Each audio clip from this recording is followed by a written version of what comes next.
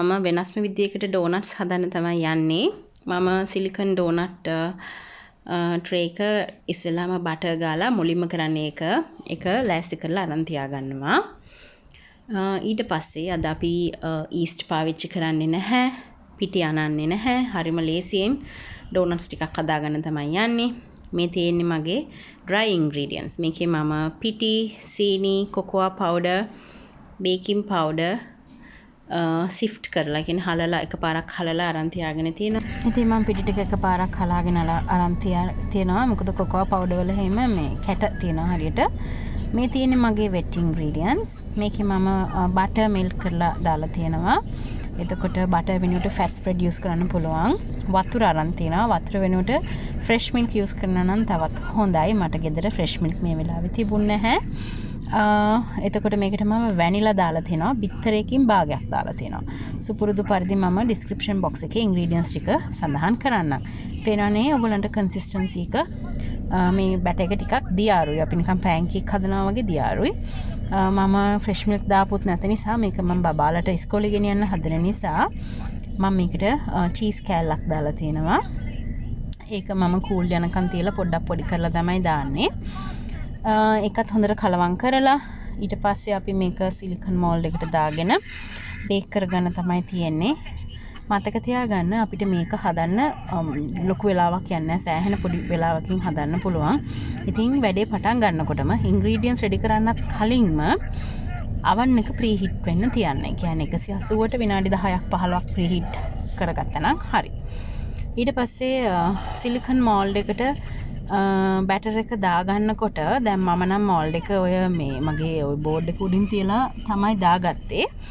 එතකොට ඒක අපි ට්‍රේ එකකට ආයේ මෝල්ඩ් එක අපි ට්‍රේ එකක් උඩින් තියාගන්න ඕනේ. ඒක එකපාරට මේ තියෙන අදාළ ට්‍රේ එක උඩින්ම තියලා තිබ්බනම් ලේසි.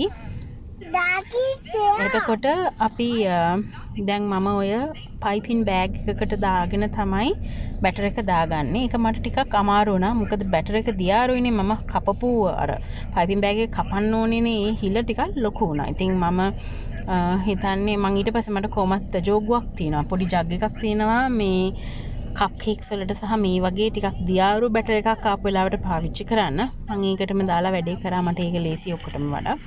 මම 3 කාලක් විතර පිරෙව මේක ෆුල් පිරෙව්වත් ප්‍රශ්නයක් නැහැ. මොකද මේක පිපිලා උඩට එන්නේ නැහැ. මේක ඔයගොල්ලන්ට පිපිලා උඩට ගෙන්න ගන්න ඕන නම් මේකට ඊස්ට් චුට්ටක් දාගත්තා නම් හරි. ඉතින් ඒ විදියට රෙසිපි එක මම වෙනමම වීඩියෝ එකකින් ආයෙත් අරන් එන්නම්.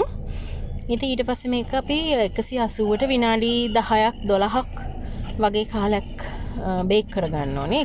oven එකකින් oven එකට ඒක වෙනස් වෙනවා. මේක හරිම soft ඉතින් බේක් කරලා ගෙනාවට පස්සේ ඔයගොල්ලෝ බලන්න නිකන් අර චොක්ලට් වගේ නිකන් මෙල්ට් වෙනවා කටේ. ඇත්තටම. ඉතින් බබාලට මේක ගොඩක් ලොකු වෙනසක් සහ හරිම ආසාවෙන් කනවා. ඉතින් දැන් මේකට මම චීස් දැම්මා වගේ මේකට නට් පවුඩර් දාන්න පුළුවන්. ඔය චොක්ලට් කොකෝා පවුඩර් ටික අයින් කරලා නට් පවුඩර් දාන්නත් පුළුවන්. මම දැන් මේ ඔයගලන්ට පෙන්නන්නේ මම ඩබල් බොයිල් කරන්න ඕන චොක්ලට් ටික. චොක්ලට් එකයි ඩාර්ක් චොක්ලට් ටිකයි බටර් චුට්ටකුයි මම මිල්ක් මේඩ් චුට්ටකුයි දාගෙන තියෙනවා. මම ඒ ගත්තේ මයික්‍රෝවේව් එකකට දාගන්න පුළුවන් බෝල් එකක්. ඉතින් මම ඒක දැන් oven එක රස්නේනේ. ඒ රස්නේ පිටින්ම oven එකට දාලා oven එකේ වහලා තිබ්බා විනාඩි 5ක් විතර.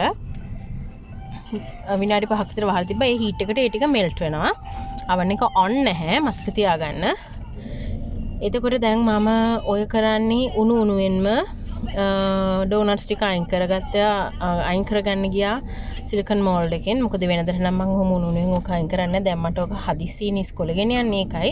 නමුත් ඔක මම ඔච්චර නටන්න නැතුව ඔක පෙරලලාම අයින් කරන්න ලේසි. මොකද ඔය මේ සිලිකන් මෝල්ඩ්ස් එක වැඩ කරන්න හරිම ලේසි. ඉතින් ඔය වෙන අනිත් ඒවා වගේ නෙමෙයි.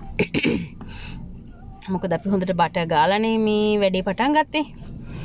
ඉතින් ඔයගොල්ලන්ට පේනවනේ අර චොක්ලට් කෑල්ලක් වගේ හරිම soft එකට. ඉතින් ඒක වෙනසක්. ඉතින් මගේ බබාලා නම් හරිම ආසාවෙන් ඒක කනවා. ඉතින් දැන් මම අර චොක්ලට් මිශ්‍රණය ගෙනාව දැක්කනේ විනාඩි 5ක් විතර තිබ්බා. මේක හොඳට මෙල්ට් වෙලා. ඒක හොඳට මික්ස් කරගෙන මම ඒකට පීනට් බටර් හැන්දකුත් දාගන්නවා. ඉතින් මේකට ඔයගොල්ලන්ට පුළුවන් නට් පවුඩර් ඇඩ් කරගන්න. මේ මික්ස් එකට නෙමෙයි. නමුත් අපේ ඩෝනට් මික්ස් එකට කොකෝා පවුඩර් අයින් කරලා ඒ වෙනකොට නට් පවුඩර් ඇඩ් කරගන්න පුළුවන්. මේක අපිට හෙල්දි විදිහට හදාගන්න පුළුවන්. මොකද අපි මේක බබාලට ස්නැක් එක හැටියට ඉස්කෝලේ ගෙනියන්න දෙන්නේ. මගේ බබාලා නම් ගෙදරින් යන්නේ හොඳට කාලා. ඉතින් මම එතකොට මේක ස්නැක් එකක් විදිහටම තමයි යවන්නේ. ඉතින් දැන් නොකා යන බබාලා ඉන්නවනේ. එතකොට ඒ වගේ රෙසිපිස්ුත් මම ඉස්සරහට ගේන්නම්. ඊට පස්සේ දැන් මේක මීට වඩා දියාරුවට හදන්නත් පුළුවන්. මම තික් එකට හදාගත්තේ රසට තියෙන්න ඕන නිසා. මොකද මේක අපි විකුණන්න එහෙම දෙයකට හදනව නෙවෙයිනේ බබාලට ගෙදරදී කන්නනේ. ඊට පස්සේ මේක ඉතින් අපි අර ඩෝනට් එකේ තවරලා ගත්තාම ඉතින් වැඩේ හරි ලෑස්ති. ඉතින් මේක මම කියන්න ඕනේ ඒ වෙලාවෙ මම හිතලා දඩිබිඩිය හදාගත්තු දෙයක්. මේක හරියම ඉක්මනට හදන්න පුළුවන් නිසා. මේක හැබැයි ඔයගොල්ලෝ කලින් දවසේ රෑ හදලා ෆ්‍රිජ් එකේ තිබ්බනම් නැත්නම් ඔයගොල්ලෝ මේ කාමරේ ගැන AC එකක් මොන හරි ෆෑන් එකක් ගාවින් තිබ්බනම් මේ චොක්ලට් ටික ගානට සෙට් වෙනවා. ඒක තමයි වඩාත්ම සුදුසු. මොකද එතකොට බබාලට කන වෙලාවේ ඔක හැමතැනම ගෑවෙන්නේ නැහැ. දැන් මම මේ දාලා දුන්න එකෙන් ඉතින් චොක්ලට් සෙට් වෙනකන් ඉන්න කාලයක් තිබුණ නැහැ ඉතින් ඇත්තටම.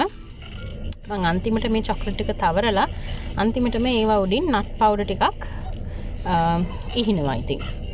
ඉතින් මම ඔයගොල්ලන්ට ගෙන ආදරෙන් ඉල්ලනවා ඔයගොල්ලෝ මගේ වීඩියෝස් බලලා ඔයගොල්ලන්ට යම් කිසි ප්‍රයෝජනයක් ඒකෙන් ලැබෙනවා නම්